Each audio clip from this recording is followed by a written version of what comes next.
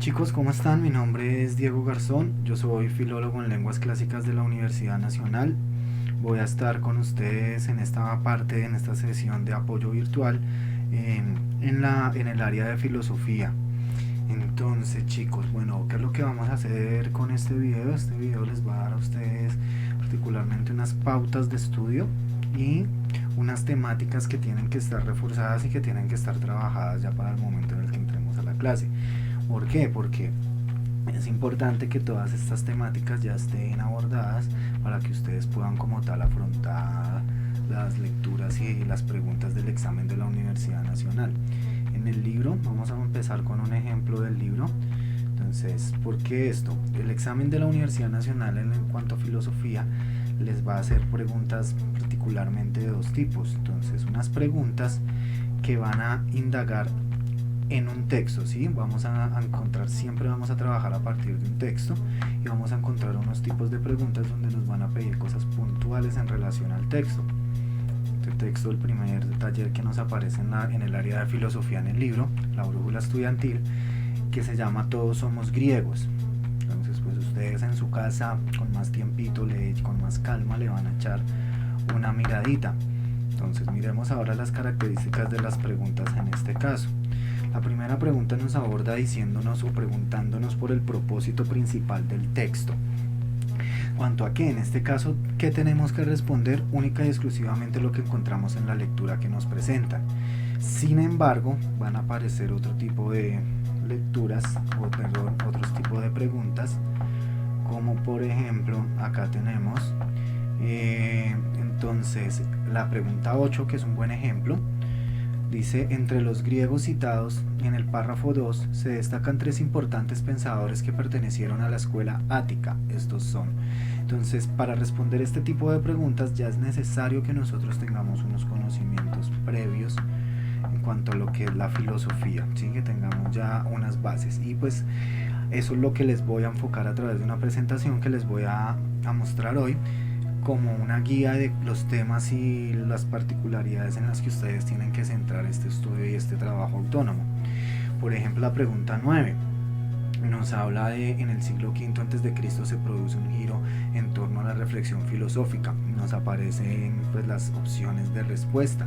¿Cómo podemos llegar nosotros a responder este tipo de preguntas? Pues tenemos que entender tanto el entorno político como el momento histórico, social, económico inclusive y obviamente filosófico de la época, entender qué está sucediendo en ese momento, y pues esto nos lo va a dar como todo este temario que vamos a abordar como trabajo autónomo en nuestras casas. Listo, entonces en base de esto lo que me he ido preparando es como una presentación. Vamos al principio de la presentación para ir definiendo unos conceptos particulares, y más allá de ir definiendo estos conceptos particulares, que ustedes puedan centrarse en el campo en el que se va a estudiar. Entonces, cuando nosotros hablamos de lo que es la filosofía en Occidente, entiende también como el inicio de las ciencias, el inicio de los estudios, el inicio del pensamiento, digámoslo entre comillas, pensamiento racional. Filosofía se entiende entonces etimológicamente como un amor a la sabiduría, pero pues ese amor a la sabiduría va a tener una finalidad particular, o se va a diferenciar en los momentos en los que está, de los momentos y las épocas en las que vamos a estar estudiando. Entonces tenemos, cuando hablamos de la filosofía, también la podemos ver como un paso de lo que es el mito a lo que es el logos. Entonces, el mito, ¿qué es? Básicamente, la diferencia entre estos dos momentos filosóficos es que iniciamos explicando el mundo a través de lo divino, para posteriormente explicar el mundo a través de lo humano. Entonces, cuando hablamos de mito, hablamos de que hay una preponderancia de una ley divina. Se aceptan en este caso las teorías creacionistas, y es esa ley divina la que rige, y todas las estructuras sociales, políticas y demás de organización humana se van dando a través de los parámetros de los dioses. Nosotros también aparece la idea muy particular y muy marcada en los griegos, la idea de un destino. ¿Qué es el destino? Algo que ya está escrito para cada uno de nosotros.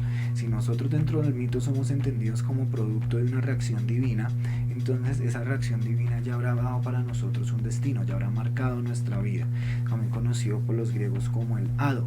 Y este destino, en el caso particular de los griegos, va a influir inclusive a los dioses. Inclusive los dioses van a estar por debajo de ese destino y van a tener ya escrita su vida. Tenemos también en el concepto que ahí hablamos de una dependencia humana. ¿Qué quiere decir en ese caso? Que el hombre no puede vivir, no puede existir, no puede producir sin el auxilio de los dioses.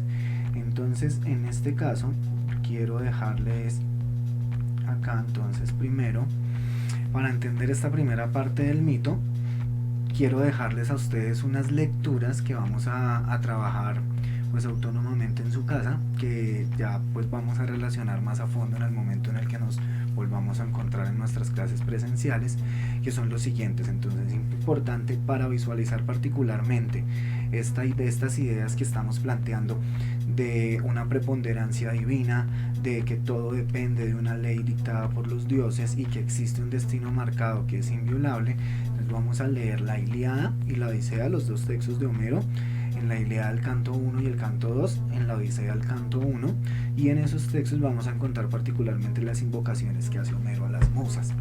En la Teogonía de Hesiodo vamos a encontrar la cronología de los dioses, y particularmente el ejemplo de los crónidas, que ya tiene, bueno, de Cronos y su descendencia, que son los dioses los crónidas, los dioses del Olimpo, que también ya tienen un destino marcado. Para eso también vamos a leer las tragedias de Edipo Rey, de Sófocles, vamos a leer Antígona y vamos a leer la Orestiada, para también tener un poco ese concepto de cómo es el funcionamiento de la ley divina frente a una ley humana. Listo, chicos. Entonces, en ese momento en el que se hace esa ruptura de explicar el mundo única y exclusivamente a través de lo divino, a través de lo fantástico, a través de lo mitológico, pasamos a lo que se conoce ya como la filosofía. Iniciamos hacia el siglo VIII antes de Cristo con los primeros pensadores, y de ahí pues tenemos todo un recorrido por lo que es la historia humana de Occidente, de unas etapas particulares de la filosofía que van a tener unas características propias, dependiendo no solamente de los cambios de pensamiento, sino también de los cambios políticos, de los cambios sociales, de los cambios económicos, de guerras, de invasiones, descubrimientos y demás. Entonces lo que tengo acá es un pequeño mapa, conceptual donde ¿qué les quiero presentar yo acá en este momento? La historia de la filosofía, cómo se nos va a clasificar en este momento la filosofía. Entonces la filosofía la vamos a dividir en etapas. Entonces vamos a decir que la filosofía como tal va a partir en principio de un mito, porque la filosofía busca explicar el mundo. Entonces esa primera filosofía es esa filosofía que parte del mito. Entonces estamos hablando del contexto griego, estamos referenciando a los pueblos micénicos, a los pueblos que referencia Homero en la guerra de Troya, y a su pensamiento y a su manera de ver el mundo, que es lo que se va a reflejar posteriormente en el mundo griego. Posterior a esto hablamos de una filosofía antigua, donde ¿cuál es la ruptura particular que se da? Un desprendimiento del hombre hacia el frente a los dioses. Es decir, los dioses siguen ocupando un papel importante, pero ya no son los que rigen el mundo, ya no son los que rigen la sociedad. Los dioses ya no están, ya no se presentan al hombre, y eso hace que el hombre empiece a explicar, empiece a preguntarse de ¿qué es entonces? Si lo que hacía que el mundo funcionara, si lo que hacía que el mundo fluyera y el mundo se desarrollara era la presencia y el auxilio de los dioses, pero ahora ellos ya no están y aún así el mundo sigue, hace que aparezca la primera filosofía, que es la filosofía presocrática, que se van a preguntar por el concepto de arqué. Acá les dejo un pequeño ejemplo de lo que vendría siendo la filosofía, como sus principales representantes y los términos particulares o los conceptos particulares que ellos van a usar. Entonces ellos se van a preguntar por un arjé, que es un elemento fundamental, como lo proponen ahí, esencial, del que se compone el universo y que se compone todas las cosas, pero más allá de eso es una fuerza motora. Entonces, también en este caso quiero que ustedes indaguen sobre todos los conceptos y sobre todas las traducciones y todas las formas de entender el término arjé. Listo, chicos, en el aula virtual les voy a estar colgando unos PDFs para que ustedes puedan remitirse a ellos y puedan pues encontrar ahí trabajados particularmente todos estos temas.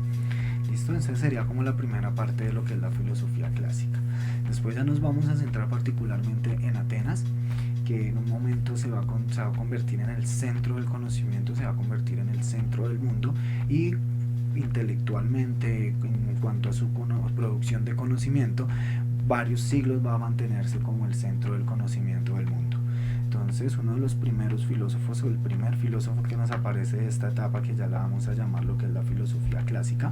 Entonces, bueno, vamos un momento ahí. La filosofía clásica, que ya tiene como característica la búsqueda del ser, un nuevo entendimiento del ser, un entendimiento del ser como un animal político, el hombre como un animal de polis, o ya su vida y su felicidad y demás va a estar radicada única y exclusivamente en la polis. Entonces, ya hablamos más adelante un poco más de eso, y el mundo se va a empezar a explicar y se va a entender desde un punto de vista humano. Tenemos por otro lado, ya posterior a la caída del Imperio Romano y la cristianización del Imperio Romano, posterior al concilio de Tesalónica, el edicto de Tesalónica dado por el emperador Teodosio I, viene un cambio completo en el pensamiento. Si bien es cierto que este cambio como tal se ha venido desarrollando desde el momento en el que viene el nacimiento y la muerte de Jesús, y sus pensamientos se expanden por todo lo que es el Imperio Romano y cruzan las fronteras del Imperio Romano hacia el Imperio Persa y hacia las tierras de Oriente, esa expansión de esos nuevos pensamientos condensada en el centro de Europa. En este caso queremos que lean particularmente sobre un contexto muy importante, lo vamos a colocar acá, que son conceptos más históricos, aunque obviamente con un contenido filosófico, que son muy importantes para entender lo que va a suceder en este momento. Entonces, la traducción de los sabios de Alejandría,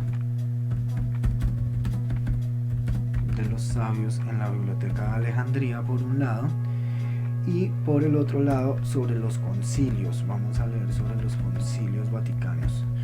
Entonces, lo que es el concilio de Éfeso, el concilio de Milán, el de Nicea y el de Tesalónica. Entonces, vamos a leer de esos tres concilios para tener pues un poco más de contexto en lo que va a suceder en ese momento en la Edad Media. Entonces, con este nuevo pensamiento entra en Occidente una nueva religión, y es a través de esa nueva religión y a través del entendimiento de sus preceptos, en este caso el entendimiento de este nuevo Dios que llega a Europa, esta va a ser la base fundamental de la filosofía durante todo el periodo medieval.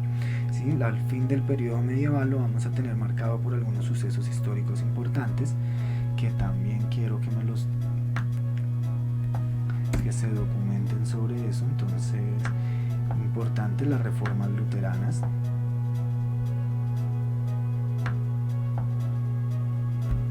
Importante acá, entonces vamos a tener para el fin las reformas luteranas, que es un concepto que también quiero que me trabajen. Y ya como tal, viene el descubrimiento de América, viene la discusión del clero, que ha sido el eje central del pensamiento durante la Edad Media. Viene la discusión al clero, inclusive esa discusión a Dios, que permite lo que es el paso a la filosofía moderna. Tenemos entonces que esa filosofía medieval va a estar dividida en dos periodos muy importantes. La patrística, que va a tener su primer periodo de desarrollo desde el siglo I hasta la cristianización del Imperio Romano. ¿Qué características tiene? Que es la época de los primeros pensadores de la Iglesia, de los primeros padres de la Iglesia, y es importante que estos primeros padres de la Iglesia se van a desarrollar en un contexto de ilegalidad del cristianismo.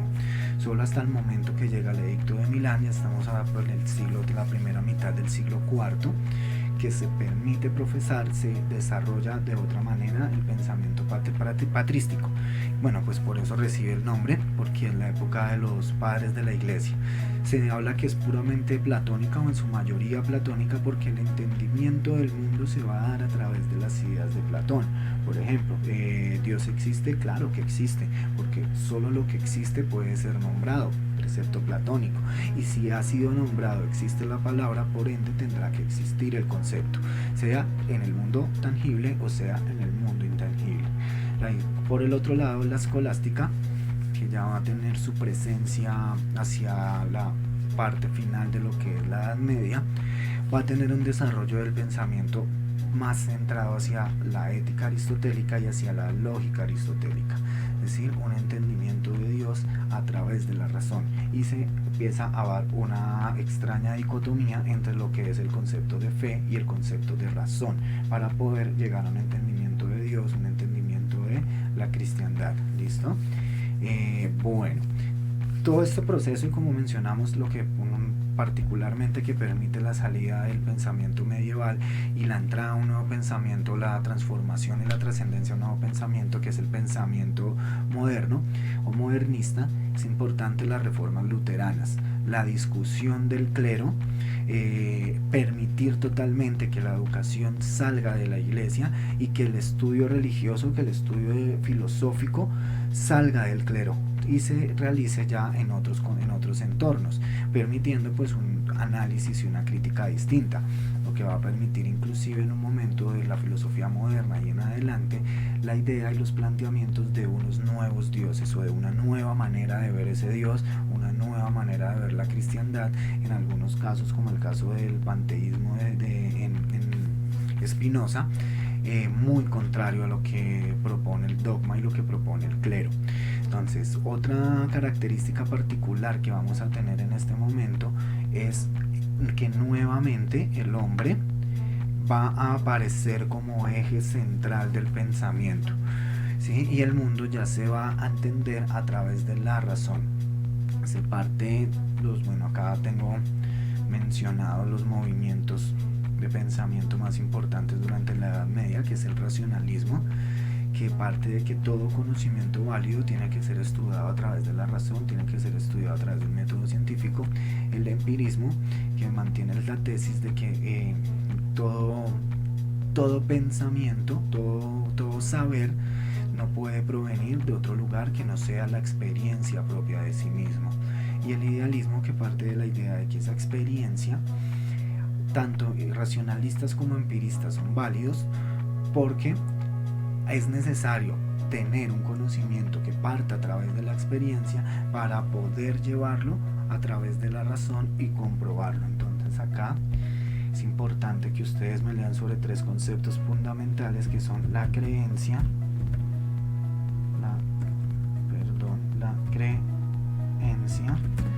la evidencia y el saber. Entonces, la creencia aparte ya está, es parte de lo que es el paradigma social, de lo que es el entendimiento de la sociedad. La evidencia que se recibe particularmente a través de los sentidos, y es lo que nos muestra el mundo, la primera impresión que tenemos del mundo, que es necesario llevarla a través del método científico para poder llegar al saber.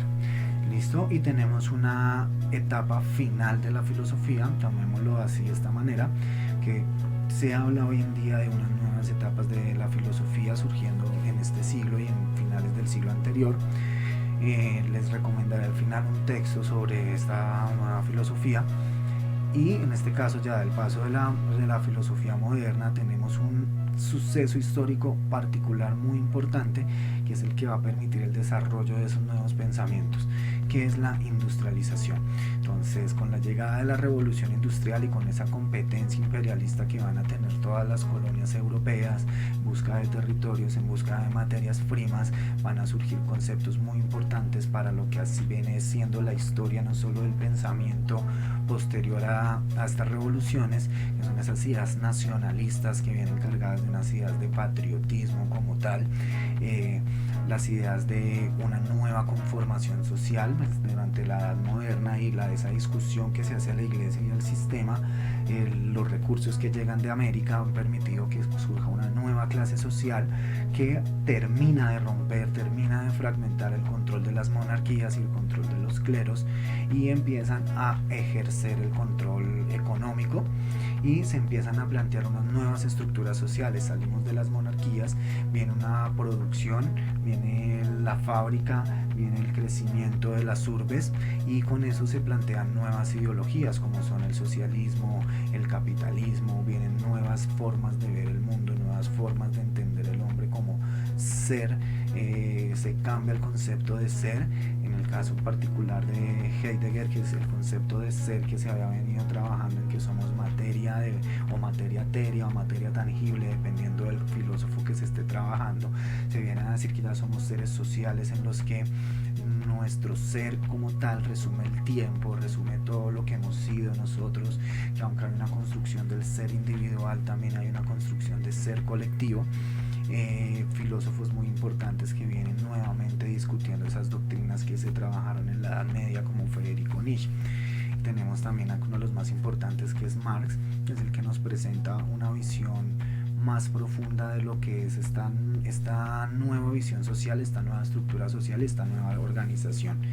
Entonces, bueno, vamos a continuar, chicos. Claro que de esta parte entonces vamos a tener que hablar, vamos a tener que contextualizarnos un poco. Entonces, con los textos que yo les mandé leer para entender la parte del mito, pues nos vamos a contextualizar en lo que es el mito griego, que sería Troya, todas las historias de Troya y todo lo correspondiente a los pueblos micénicos y a los dioses. Después entonces, para la filosofía presocrática, clásica, helenística y demás, es importante que ustedes se contextualicen en lo que son las guerras médicas, las guerras del Peloponeso, sobre todo las guerras del Peloponeso, que van a ser muy importantes en la construcción del pensamiento clásico. Y en cuanto al pensamiento helenista, importantísimo contextualizarse en las conquistas de Alejandro Magno, ¿sí? Pueden ir a una fuente primaria que es Pirrón de Lea, o pueden buscar en cualquier otra fuente, pero es importante porque la filosofía helenística se condensa por llevar el pensamiento griego que se ha mantenido hasta el momento, expandirlo por el mundo, y en esa expansión, esa mímesis que se da con los pensamientos de Oriente, con los pensamientos del norte de África y demás. Entonces es importante también que se me contextualice. En cuanto a la filosofía medieval, es importante, entonces ya dijimos, que se lea sobre los concilios, sobre esa primera etapa de cristianismo arcaico, en el momento en el que el cristianismo es ilegal dentro del imperio. Es importante también que se me contextualicen en esas partes. Y pues ya para lo que es la salida de la Edad Media, bueno, acá ya que aprovechando dentro de lo que es la Edad Media, quiero que lean un libro de Umberto Eco. Si no es posible el libro, pueden ver la película que se llama El nombre de la rosa. Entonces, ya que pues podemos tener un poco más de tiempo en esos momentos, también quiero que o lean el libro, que es de Umberto Eco, o en su defecto que veamos la película. También sería interesante para trabajar en clase. Bueno, ya para entrar a la filosofía moderna como tal, entonces, ojo, que tenemos que empezar a mirar entonces lo que son las reformas luteranas. Sí, muy importante, las reformas luteranas. Son otros sucesos sobre los que tenemos que estar contextualizados. El descubrimiento de América, ¿sí? Que va a permitir discutir si esa manera de ver el mundo que se ha tenido en este momento, en esta etapa, es la correcta, nos lleva a esa discusión. Y pues el desarrollo económico que va a tener Europa es lo que va a permitir posteriormente al surgimiento de estos estados burgueses que se van a expandir por el mundo, y entonces va a permitir que se dé el contexto para que surja esta nueva filosofía contemporánea. ¿Listo? Entonces tenemos acá, bueno, para entrar a la filosofía moderna vamos a leer sobre las reformas luteranas, que también están contextualizados sobre la peste negra, la peste bubónica del siglo XIV, y pues los conceptos que ya habíamos planteado. Listo. Ahora en cuanto a la filosofía contemporánea, ¿qué necesito que lean? Entonces es importante que lean sobre neocolonialismo, sobre los procesos de industrialización. Hay un texto muy interesante que es importante que ustedes lo miren, de pronto es probable que también en el área de ciencias sociales lo deban leer, que se llama La Revolución Industrial de Mikhailov.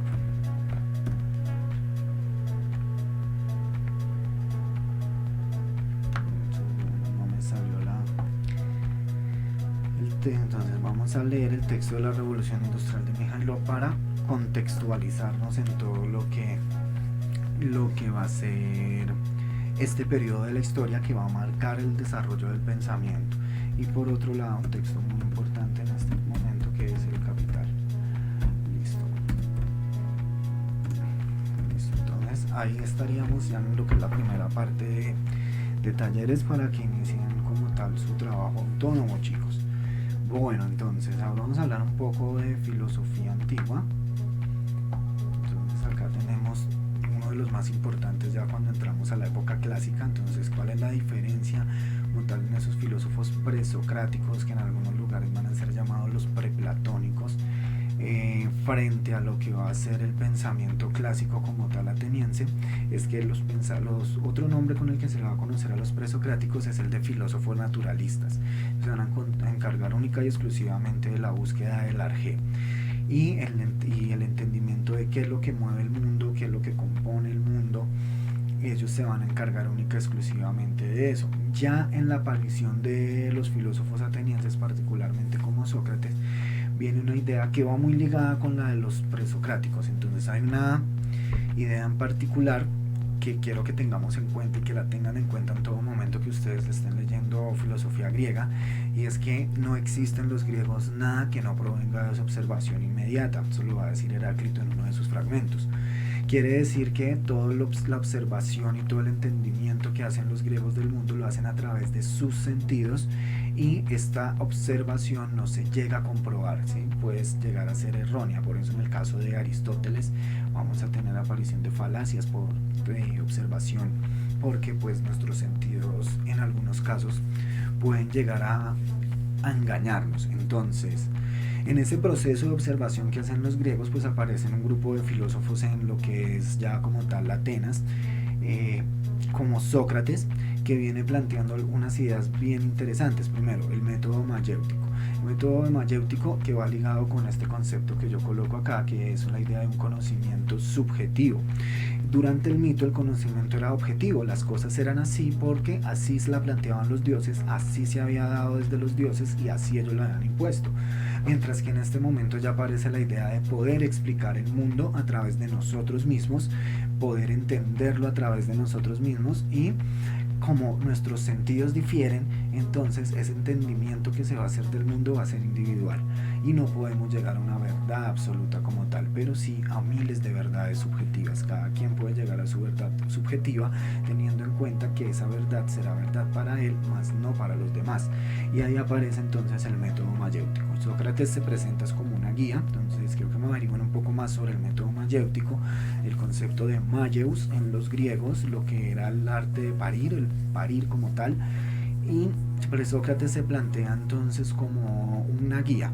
Él ya ha logrado llegar a ese conocimiento, ya ha logrado conseguir esa, digámoslo así, esa verdad subjetiva para él, pero como es para él, él no puede transmitirla, y logra a través del método mayéutico que los jóvenes atenienses puedan ellos mismos a llegar a su verdad. ¿Listo? Otra idea bien importante que vamos a tener con Sócrates y con los primeros pensadores griegos es el reconocimiento de nuestras limitaciones. Conócete a ti mismo, conoce tus limitaciones, no te compares con los dioses y así conocerás el universo. Entonces, ¿por qué es necesario conocer las limitaciones? Entonces, tiene que haber en este momento un desprendimiento de la polis, tiene que haber un desprendimiento de lo que es la política como tal, de lo mitológico, y esto lo va a empezar a plantear Sócrates.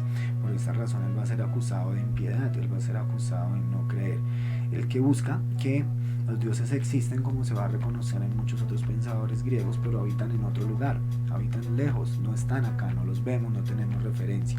Entonces nosotros como seres limitados no podemos pensar que seamos el centro del mundo y el centro del universo para los dioses. Por eso es necesario reconstruir una vida desde nosotros mismos. Otro de los, entonces, bueno, acá ¿qué quiero que me lean? Me gustaría que leyeran la Apología de Sócrates, y pues para entender un poco lo que es la búsqueda de la felicidad que marco acá, que son uno de los conceptos bien interesantes que va a trabajar la filosofía, que es la felicidad. El sentido del hombre es la búsqueda de la felicidad, pero ¿qué vamos a entender nosotros como felicidad? Entonces ustedes van a leer la Apología de Sócrates y van a sacar sus propias conclusiones de qué es lo que va a entender Sócrates como felicidad. Listo. Platón, que es el otro filósofo más bien importante. Platón nos viene a romper las ideas del mito. Entonces, quiero recomendar un texto acá muy interesante. Este texto sí, en la red de bibliotecas lo pueden consultar. Es un texto que se llama La Amélie d'Anjou, de un escritor francés que se llama Jean-Pierre Vernant. Entonces, ¿por qué es importante? Porque, bueno, uno de los primeros conceptos que nos va a plantear a nosotros Platón, que es un concepto que ya está presente en Occidente, que ya se ha venido trabajando desde el mundo egipcio inclusive, que es la idea del mundo de las ideas. Entonces Platón nos plantea una dualidad en que el mundo está compuesto, lo que es un mundo tangible, un mundo material, un mundo percibible a través de los sentidos, y lo que es un mundo intangible. Todo conocimiento se da a través de la experiencia, pero el cuerpo no puede tener la experiencia del mundo intangible porque no pertenece al mundo intangible. Tiene que haber algo para poder tener el conocimiento total, entonces tenemos que enfrentarnos al conocimiento de los dos mundos. El alma ya conoce todo, viene en principio con el conocimiento de ese mundo de las ideas, y el cuerpo es el encargado, es el medio para que él pueda, digámoslo así, para que él pueda recibir todo ese conocimiento que tiene del mundo tangible. Entonces, y así pueda llegar al mundo nuevamente, al mundo intangible, pueda ser eterno, pueda ser recordado y pueda existir como ser en el mundo intangible, que sería el Hades, y existir eternamente. Entonces, por eso Platón nos plantea una idea de cuerpo y alma que ya existen en el mundo antiguo, que ya existen los griegos. Platón nos va a hablar de Soma y Sige, que ya existe en el mito, pero que hay una pequeña diferencia. En el mito, el alma solo existe para los príncipes y se forja a través de nuestra vida, no preexiste al cuerpo, que es la idea que va a presentar Platón. Listo, chicos. Entonces, en este caso es importante también un texto que vamos a buscar en la Ilíada, los funerales de Patroclo. Vamos a leer ese texto, ese canto, que es el canto 24. Vamos a leer los funerales de Patroclo, vamos a leer este texto de Vernant, vamos a leer, bueno, ya con Sócrates vamos a leer la Apología. Y bueno, esto como para entender ese cambio de ese concepto de cuerpo y alma, quiero que ustedes investiguen sobre otros conceptos bien interesantes. Bueno, sobre un concepto en particular, que es el concepto de timos, que es el ánimo o la vitalidad, como el palpitar del corazón, lo que nos mantiene vivos. Sería que ustedes consultaran un poco sobre cómo los griegos entendían ese término. Bueno, chicos, otro de los filósofos importantes acá, que es importante que lo mencionemos, que es Aristóteles. Entonces, Aristóteles, aunque él no es como tal ateniense, gran parte de su filosofía la va a desarrollar en ese lugar, y después va a jugar un papel muy importante en la historia como tutor de Alejandro. Entonces, en Aristóteles vamos a empezar a esbozar el concepto de logos. Para poder entender estos conceptos y explicarlos más a fondo, ya cuando nos podamos encontrar en clases presenciales, es necesario que ustedes vayan leyendo por lo menos la primera parte de la metafísica de Aristóteles, para empezar ese desarrollo. ¿Listo? Entonces, logos, ¿cómo lo se va a entender así a grandes rasgos? Es lo que nos va a diferenciar de los animales, y es esa capacidad que nosotros tenemos de observar, interpretar y suponer del mundo. ¿Listo? Por otro lado, otras de las cosas importantes que también quiero que me la lean y la plantean, la ética eudemonista o la eudaimonía, que es la búsqueda de la felicidad en Aristóteles y que va ligada sobre dos conceptos particulares que él utiliza: el zoon politikon, que es el animal de polis, el animal cuyo hábitat, cuyo ecosistema como tal es la polis, se va a entender posteriormente como un animal político, y el ton logonekein, zoon ton logonekein, que es el hombre entendido también como un animal, pero que ha desarrollado logos. ¿Listo? Entonces, estas son como las dos partes principales de lo que es el pensamiento aristotélico. Por otro lado, vamos a hablar de la lógica, pero pues eso ya lo hablaremos en lo que es en la sesión de apoyo virtual de lógica como tal. ¿Listo, chicos? Entonces vamos a leer la metafísica de Aristóteles y vamos a indagar sobre lo que era el concepto de eudaimonía en Aristóteles, el buen daimon, el buen demonio, la ética del buen demonio en Aristóteles. ¿Listo? Entendido desde que la ética como parámetros de comportamiento dados, entendiéndose de la manera en la que Aristóteles ve al hombre como un animal de polis y como un animal que ha desarrollado logos. ¿Listo? Otra escuela bien importante, en este caso mucho de lo que nosotros sabemos de ellos está expresado en otros autores posteriores como Marco Antonio, como Diógenes Laercio o como Séneca, sobre la doctrina cínica. Entonces, cínico proviene del griego kinos, que se traduce perro, y es una analogía a sus dos grandes representantes, el fundador de esa doctrina hacia principios del finales del segunda mitad del siglo IV, Antístenes, y uno de los más famosos, de los más grandes representantes de este pensamiento, que es Diógenes de Sinope. Diógenes de Sinope, o Diógenes el Cínico, famoso filósofo que vivía en la calle, que era la característica particular de los cínicos. Ellos vivían como perros. ¿Por qué lo buscaban? Porque para ellos la felicidad radicaba en una satisfacción inmediata de los deseos inmediatos. Si tengo hambre y puedo comer, entonces estoy feliz. No podemos vernos ante el mundo como animales de sociedad, sino como animales de naturaleza, que la primera función y la que los lleva a la felicidad completamente son esas funciones biológicas, cumplir esas necesidades biológicas y no entrar dentro de unas necesidades sociales, digámoslo así. Las necesidades sociales nos alejarían de lo que es la felicidad. Entonces, en este caso me gustaría que leyeran algunos fragmentos de Diógenes Laercio, donde se hable de ellos, donde se habla de Antístenes y donde se habla de Diógenes de Sinope. Otra de las doctrinas bien importantes, ya cuando, les mencionaba que una de las particularidades que tuvo Aristóteles fue haber sido maestro de Alejandro Magno, el rey de Macedonia.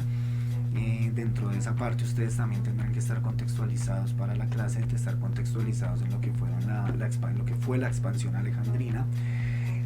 Aparecen otro tipo de pensamientos, entonces aparecen unos pensamientos muy interesantes, y esta filosofía va a ser llamada filosofía helenística. Entonces, lo primero que vamos a hacer acá, vamos a mencionar uno de los principales representantes y una de las principales ideas, y pues quiero que se me contextualicen sobre esto.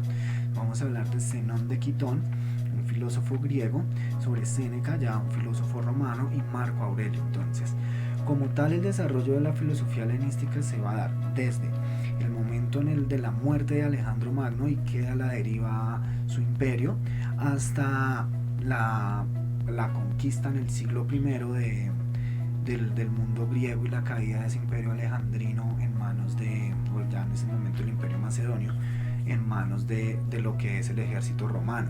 Y asimismo, pues mucho de ese pensamiento griego va a entrar a los romanos. Tenemos entonces Séneca, que nos viene a plantear una nueva ética, unas nuevas maneras de comportamiento, al igual que Marco Aurelio, donde también siguen planteando la idea de que los dioses existen, pero existen en otro lugar del que nosotros no podemos tener referencia y que para nuestra vida lo único real que puede haber y lo único que se puede mantener como conocimiento válido es lo material, ¿sí? Es lo material, solo la materia en este caso real. Entonces, bueno, y sería como un inicio, unos primeros esbozos de lo que sería el empirismo. Otro de los pensamientos importantes, epicureísmo, que nace a partir del pensamiento de Epicuro. Él plantea una característica bien importante. Según Aristóteles, la sabiduría es esa búsqueda de conocimiento, y esa búsqueda de conocimiento también nos permite de una u otra manera acceder a la felicidad, ¿sí? Pero el conocimiento en sí mismo es el que importa, es llenarnos de conocimiento solo con el fin de adquirir cultura, como lo planteo acá. Ellos dicen que la necesidad del estudio de filosofía, el desarrollo de pensamiento es directamente para la búsqueda de la felicidad, porque la felicidad solo se puede entender como una ausencia de sufrimiento y de pena. Entonces viene un concepto muy interesante de Epicuro, es que si tú no lo puedes demostrar, no lo puedes comprobar, porque tienes entonces que gastar tu pensamiento y demás tratando de demostrar algo que no puede ser demostrado. Eso te alejaría de la felicidad.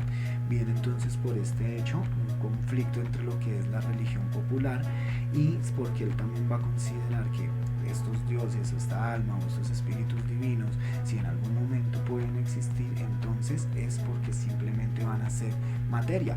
¿Y por qué materia? Porque son una suma de átomos.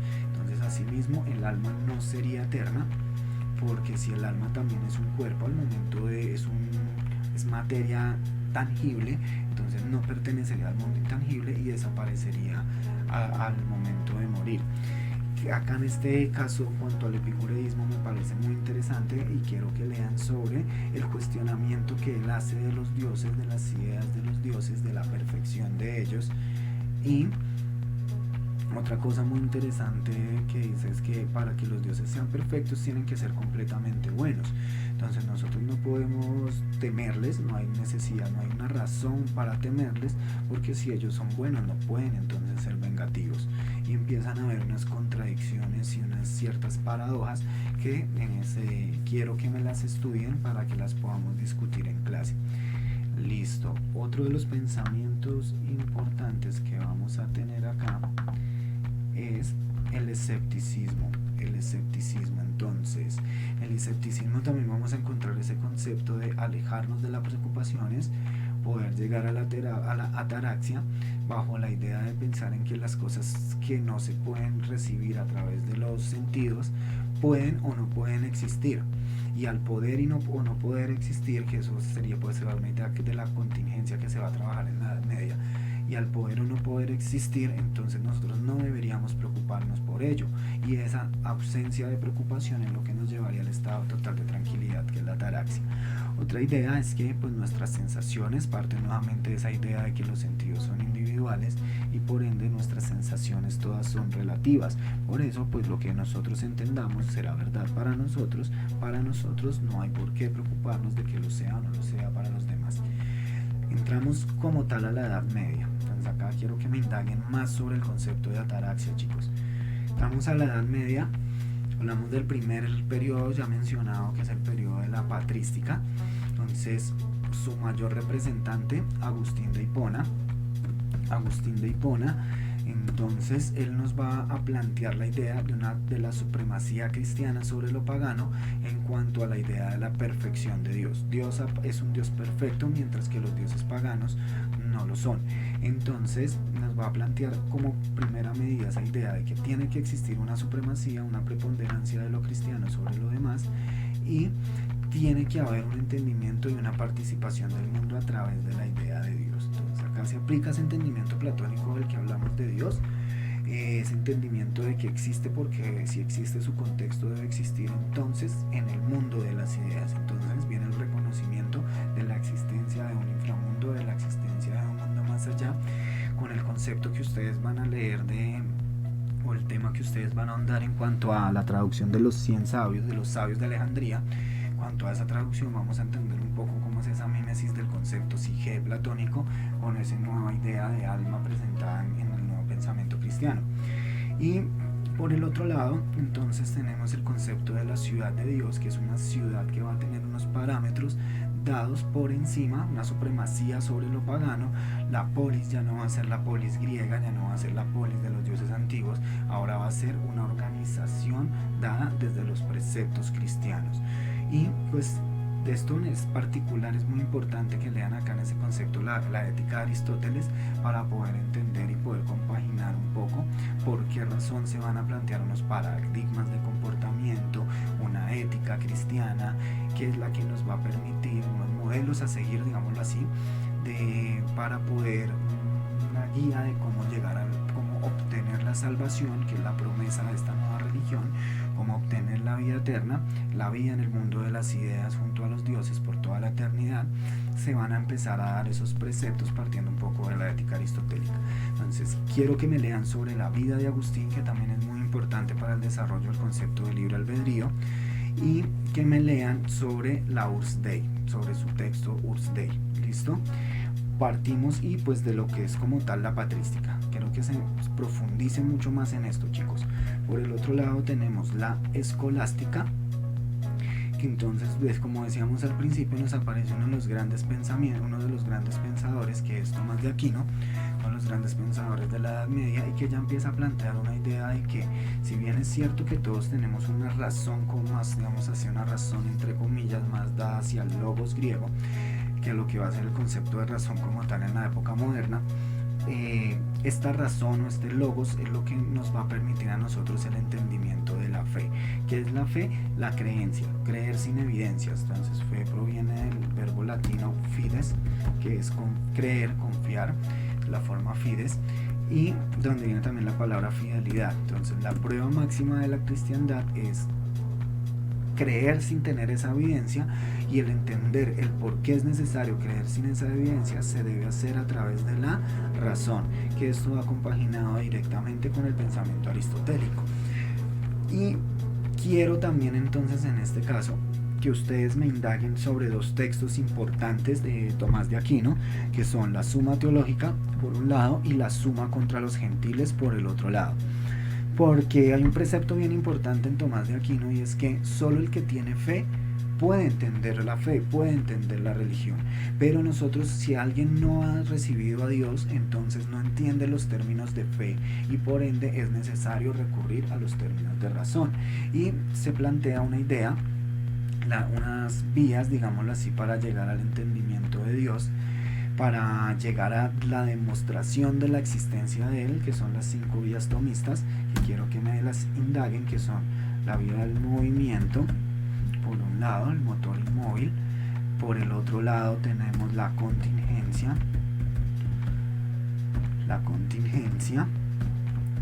tenemos la causa eficiente o la causalidad eficiente, la finalidad o la causa final, y por último tenemos los grados de perfección.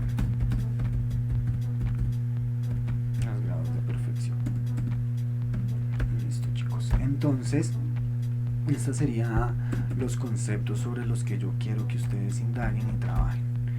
Listo. Por otro lado, entonces, ya para entrar al pensamiento modernista, para seguir con este pequeño recorrido que estamos haciendo, entonces habíamos dicho que hay unos factores importantes que vienen a permitir este cambio de pensamiento. Entonces viene una discusión como tal a la iglesia y al clero, que se había convertido en el eje central no solo del pensamiento durante la Edad Media.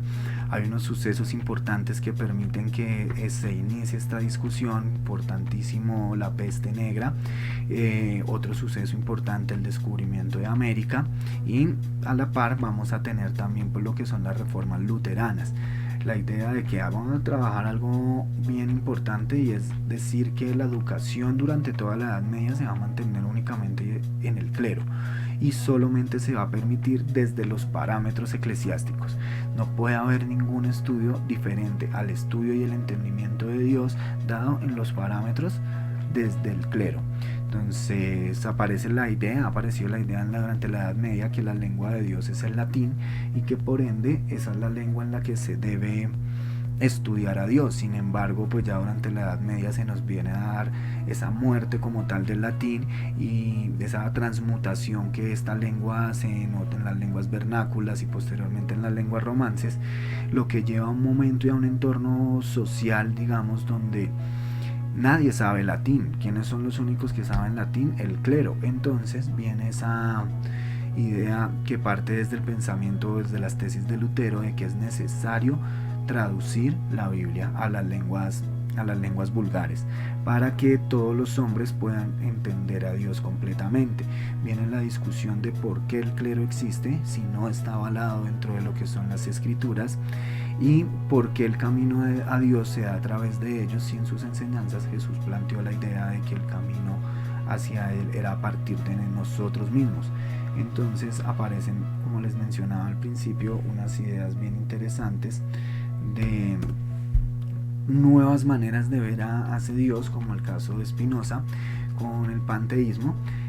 Aparecen unas nuevas maneras de clasificar digamos así, el conocimiento, de cómo llegar al conocimiento, cuál es el conocimiento válido. Entonces nos aparecen las doctrinas racionalistas por un lado, las doctrinas empiristas, entonces, y como tal el idealismo kantiano. Entonces, de esta parte, ¿qué quiero que ustedes me lean?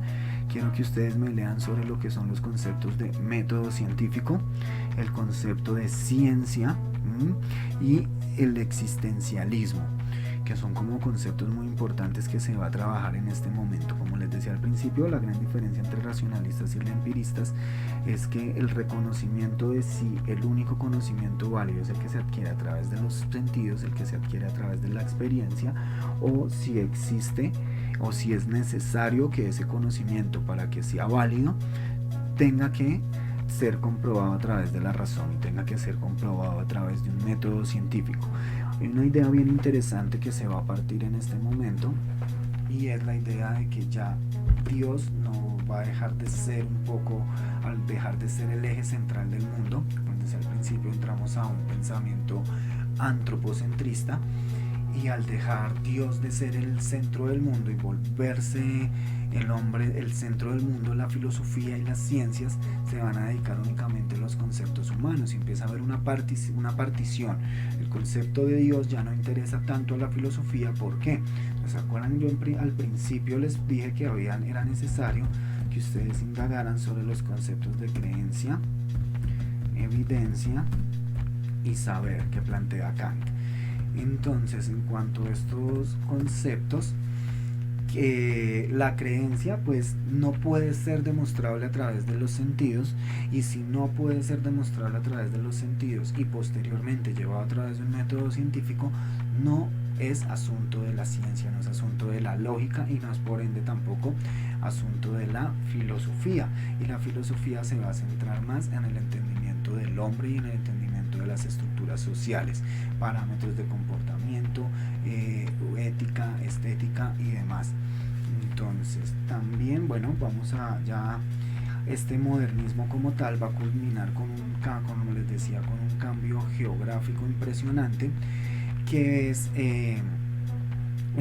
la revolución industrial, la industrialización, que lleva a un cambio gigante en lo que es el estilo de vida, en lo que es la manera de ver el mundo, permite la expansión de Europa hacia el mundo y permite un nuevo desarrollo del pensamiento que ya está más dado hacia ver el hombre en cuanto a animal social y en cuanto a un conjunto que tiene que estar marcado por unas estructuras políticas, por unas estructuras de poder. Viene, como les decía al principio, el desarrollo del capitalismo, y con el desarrollo del capitalismo empieza a cambiar un poco la idea del hombre, y el hombre ya empieza a ser visto ya no como ser, en algunos como se veía en otras expresiones filosóficas, va a dejar de ser visto de una u otra manera como ese tiempo del que habla Heidegger, y va a empezar a ser visto simplemente como una fuerza de trabajo, como un instrumento, como una herramienta, que es lo que realmente es la imagen que va a tener el hombre dentro del capitalismo.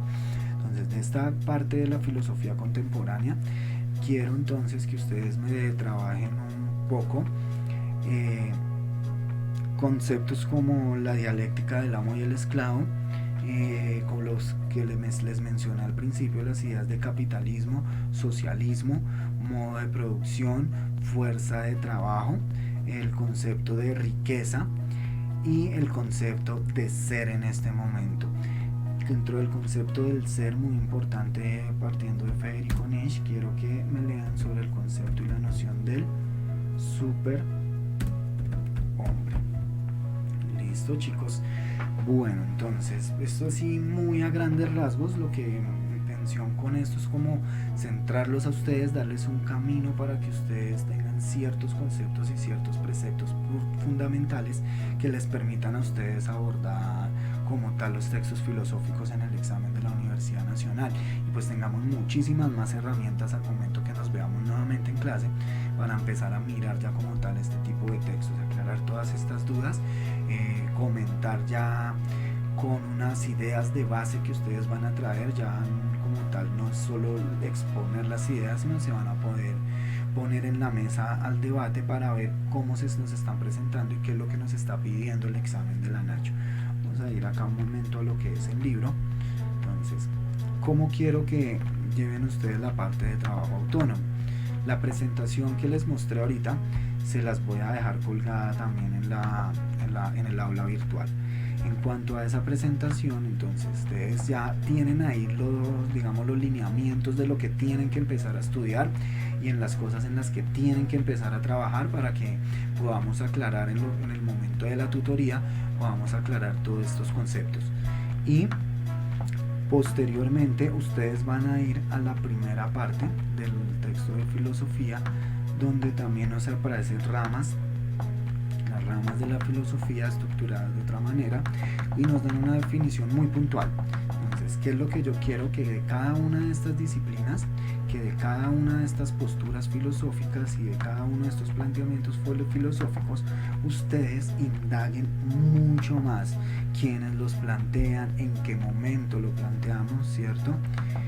Y en qué momento, porque es importante, es muy importante tener en cuenta el contexto y el momento en el que se desarrollan los pensamientos.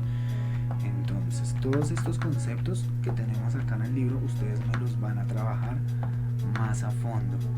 Y pues ya cuando nos veamos podemos adelantar bastante, porque ya estos conceptos estarían trabajados, estarían ya entendidos. Y entramos a las lecturas. Entonces acá nosotros tenemos varios talleres que, como les digo, se parten de fragmentos de textos filosóficos, de algunos comentarios a ciertos tipos de textos, ensayos y demás. Entonces, en este caso, como les decía al principio, vamos a tener la idea de preguntas que nos van a remitir directamente a lo que es el texto y preguntas que nos van a llevar a ese input de conocimiento que vamos a adquirir, a todo ese compendio de conocimiento que vamos a adquirir ahorita con este trabajo autónomo de ustedes, para así por último poder llegar a responder. Entonces vamos a hacer ese trabajo por partes, claramente. Entonces lo primero que nosotros tendremos que hacer es seguir la linealidad temática que se está planteando en la presentación para ir más a fondo y empezar un trabajo autónomo investigando muchísimo más sobre esos conceptos. Acá solamente se están dando particularidades muy pequeñas. La idea es que ustedes amplíen estos temas. En segunda medida, revisamos también los conceptos que nos presenta el libro en la primera parte, y ahí sí podemos llegar lo que es a trabajar las lecturas. Cuando nos veamos en clase, chicos, espero que estos 3 puntos estén desarrollados. ¿Listo? No es mucho trabajo, todos ustedes van para la Universidad Nacional y pues allá sí realmente van a saber lo que es harto trabajo, chicos. Entonces prepárense, porque pues la finalidad es llegar con las herramientas, con las mejores herramientas que nosotros podamos al examen. ¿Listo? Y pues aprovechando que podemos hacer este trabajo antes de vernos en clase, pues pienso y espero que las clases ya cuando nos veamos pues den un resultado mayor de lo que se hubiera podido lograr normalmente. Bueno, chicos, esto es todo, y pues continúen con su estudio a diario.